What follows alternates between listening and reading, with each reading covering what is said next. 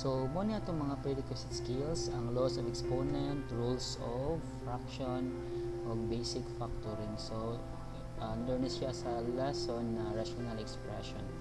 So, I hope it's clear na maglibog mo maayos sa rational expression if ever di mo ma-master ang mga prerequisite skills tanang tulo aside from the multiplication table. So, aside from that, napod tayo mga topics under sa rational expression. Kani mga topika, kung namoy time na maka-advance ani o study in your own pace, kay ni study kung namoy time ana.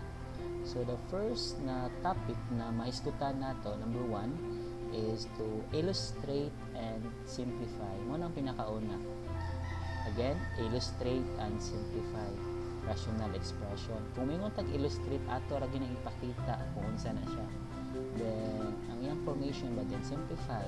Kung madan to divide, pili dapat pili siya kanang pan badako yung number. Kung pwede pa siya ma-simplify siya.